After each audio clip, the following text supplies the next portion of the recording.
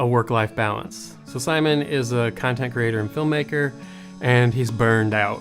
And he believes that that is because he doesn't have a good work-life balance. But how do we do that? How do we find this balance? How do we find this balance between these things that don't seem related?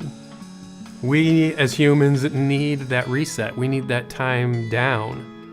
We need that sleep to wake balance. We need the things that feed our soul, that help us stay creative, that help us feel this connection with each other and the world. But we still have to work. We still need to accomplish things.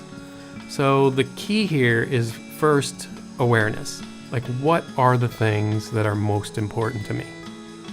Is it important to have a relationship? Is it important to spend time with your kids? Having awareness of what is truly important to you, of understanding what feeds your soul. Those things are important. That list of tasks that we usually focus on, that we'll do those other things, the relationship and all the relaxation, that's when this is done, I can do some other stuff. And that's not a really great approach to it.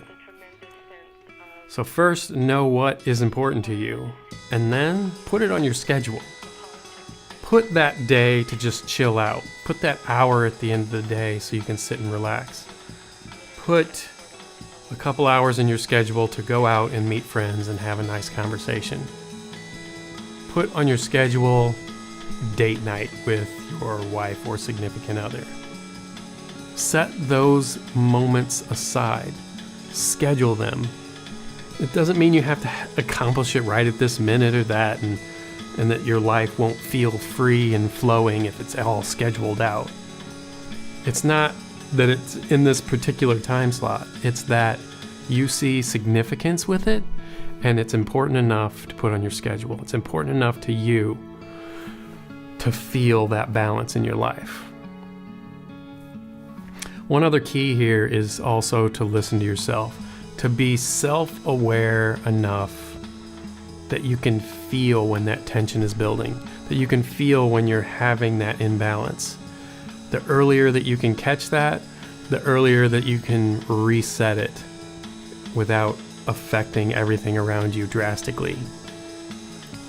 Some people don't, they feel it and they ignore it. They feel this tension and they ignore it and they keep working and working and working and working, and then they have a nervous breakdown. And then their whole life falls apart. And then they find what's really important to them, and then they build their life back up. That's a hard way to have to learn that lesson. So if you just listen to yourself, listen to your heart, listen to your emotional state, and catch that, and be aware of when that work-life balance is out of kilter. So remember, know what's important to you, put it on the schedule, enjoy your Netflix binge watching with your friends and family. All right, that's all I have for you today. I love you all, and I'll see you next time.